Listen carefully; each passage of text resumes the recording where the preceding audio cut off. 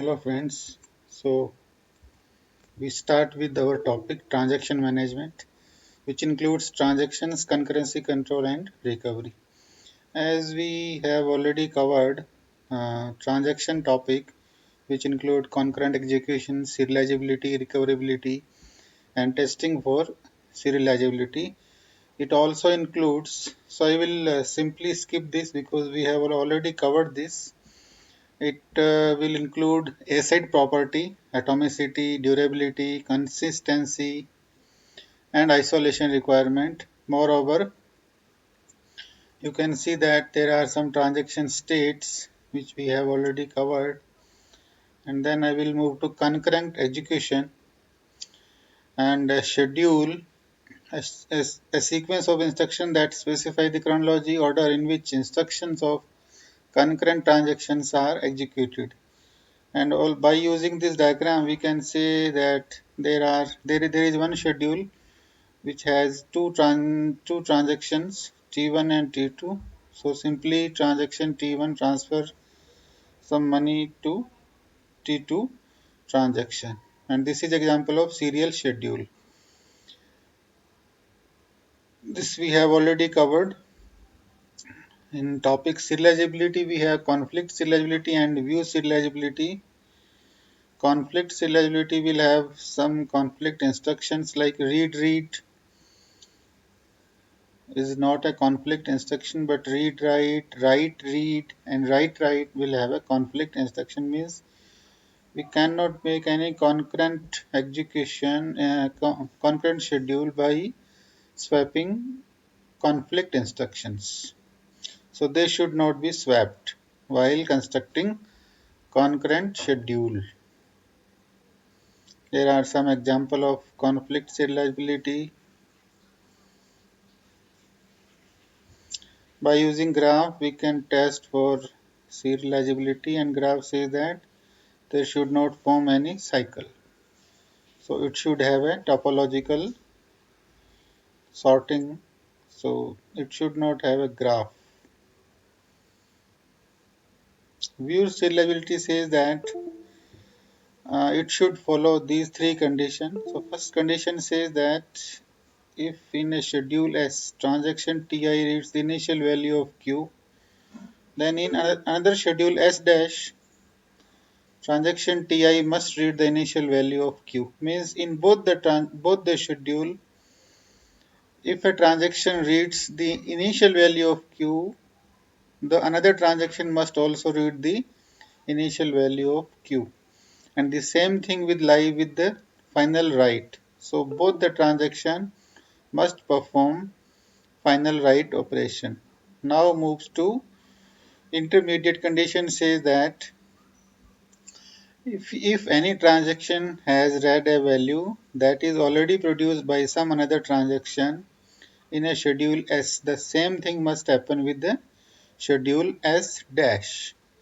So view serializability is somehow relaxed condition in comparison to conflict serializability. Like here in this case, if you want to construct a view serializable schedule, we can simply make a serial schedule like T3, T4, T6.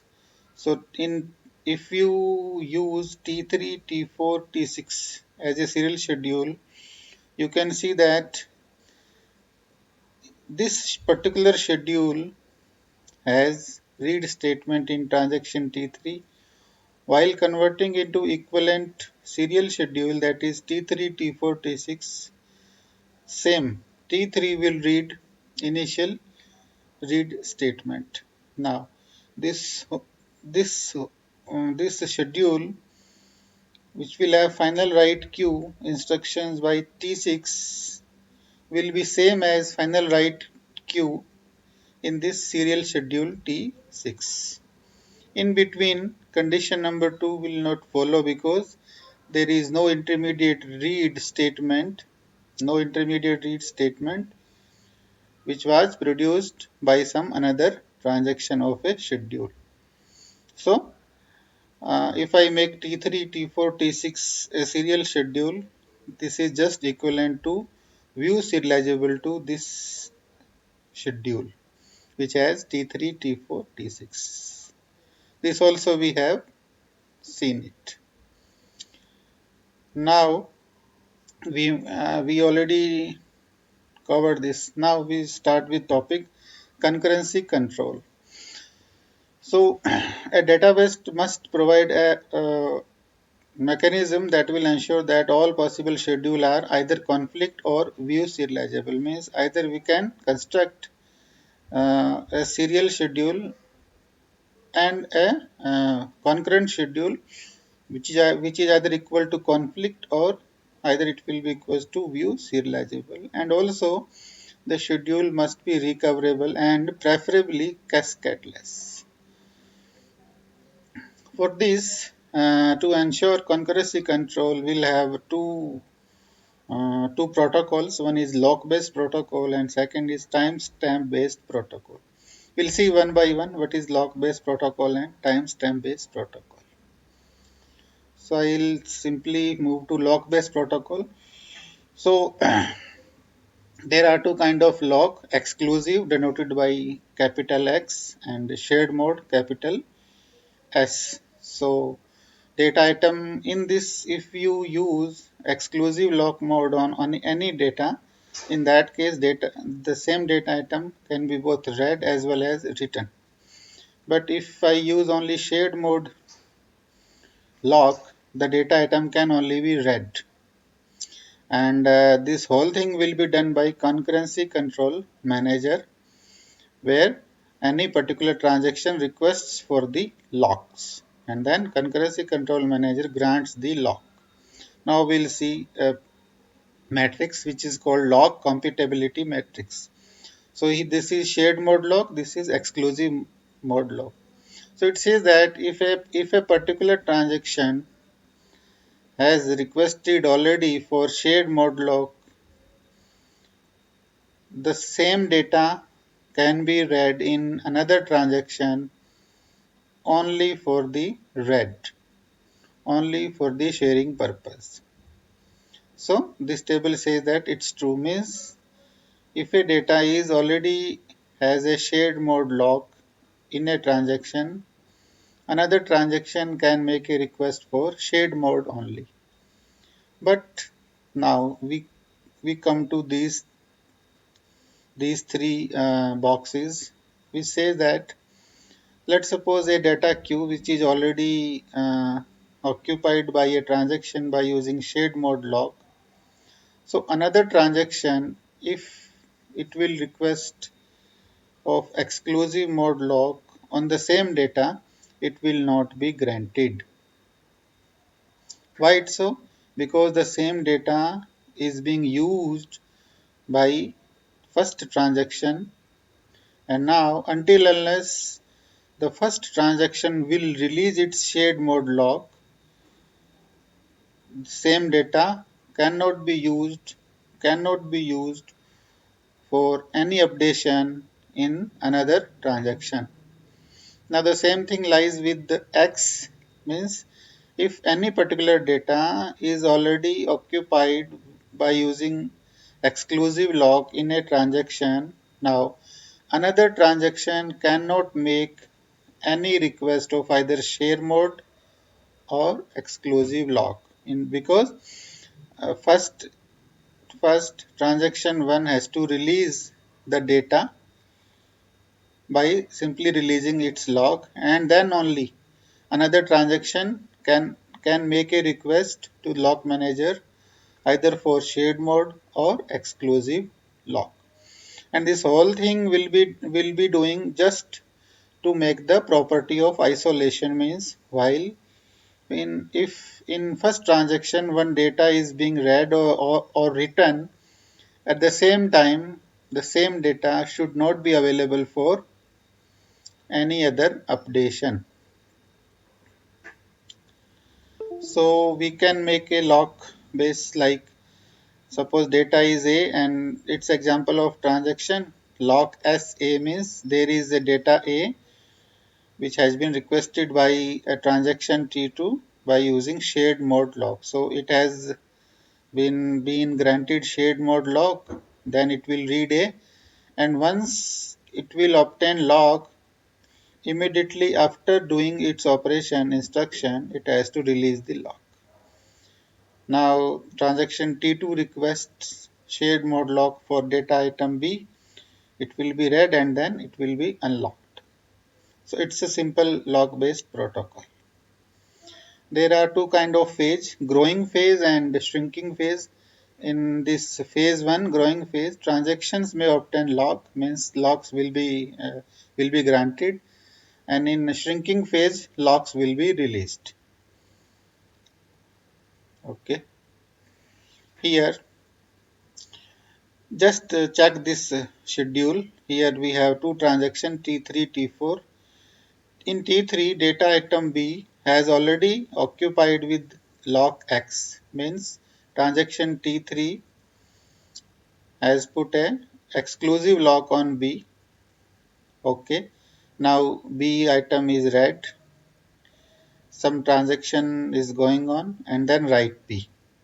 And here you check that, you can simply see that B item, the data item B has been granted exclusive lock, but it hasn't released it. Now after this, T4 requests data item A for shared mode lock, which is granted. It read item A, and now it requests for lock, shared mode lock on B. Shared mode lock on B. But what happened? Lock B. But what happened? The data item B in T3 hasn't released. So this request cannot be fulfilled. Now move to this instruction which says that lock XA, means now T3 transaction request data item A for exclusive lock, and but the data item A is already occupied, already requested by T4 and has been shared a shared mode lock. So now it's a kind of deadlock, means data item B is already occupied by T3 and here T4 is making a request, while data item A is requesting for exclusive lock while it is already occupied with T4, and this is kind of deadlock. Either one has to make its request back. Neither T3 or T4 can make this progress. Such situation is called deadlock. And how to handle this? Either one of or T3 or T4 must be rolled back. So either this or this must be rolled back. We'll see later on how the bad use of lock based protocol can cause to deadlock. And while here you can see that there is one solution rolled back, so there may be possibility that again and again same transaction may be rolled back while moving out from deadlock condition, and it says that in this case starvation is also possible because the same transaction is repeatedly rolled back due to deadlock condition. So it should be correctly designed. So instead of badly designed, it should be correctly designed. So we can say that two-phase locking does not ensure freedom from deadlock. We have already seen that. So now we need to also check what are the deadlock prevention protocol or deadlock detection mechanism. So later on we'll see deadlock prevention and deadlock detection method. Okay. So this is deadlock detection method. So there is a scheme wait die scheme, and yeah, this is wait. We have a wait for graph. So there are some resources. So there are certain transactions. Arrow makes a request from T25 to T26. So here we can say vertices are all the transaction in the system. There is an edge from Ti to Tk in case Ti is waiting for Tk. So now here check T25 is waiting a data which has already occupied by T26. So it has to release this. Here check there is a cycle like T25 is waiting for T26, T26 is waiting for T28, the same line T28 is waiting for T27, and now T27 is waiting for T26. So this is a cycle wait for graph, and it should not be there, otherwise it will not solve any purpose. Here it's without a cycle because until unless either T6 release its item or T27 release its item, so purpose can be solved. And there are some property of two-phase locking protocol. One is strict two-phase locking protocol. It says that a transaction must hold all its exclusive locks till its commits or aborts. So abort statement used when there is a failure, and the commit statement used when you have a successful transaction. So strict two-phase locking protocol, what happen? A transaction must hold all its exclusive lock. But in rigorous two-phase locking, it's even stricter how all locks are held till commit or abort. So there is a difference between strict two-phase locking and rigorous. In strict two-phase locking, only exclusive locks are granted, but in rigorous two-phase locking, all locks are held with a particular transaction. So now we'll move next. Okay, so first we'll check deadlock.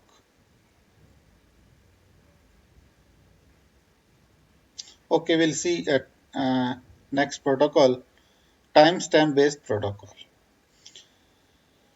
In first protocol, we have seen that this two-phase locking protocol is not free from deadlock. So there should be a mechanism for the timestamp based protocol.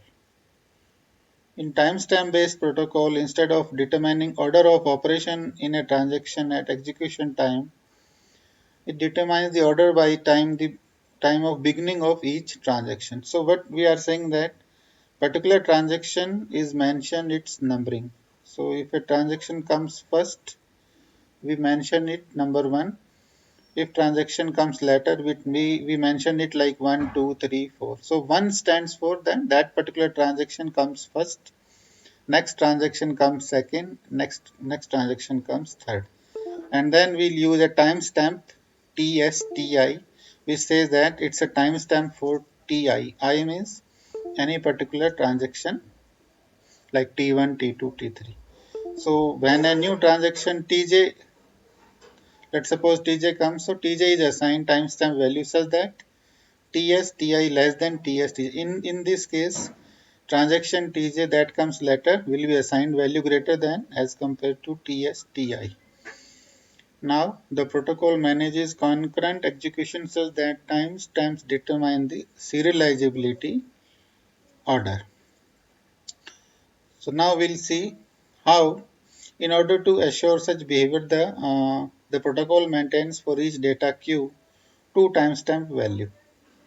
So we'll use some notation like W timestamp queue.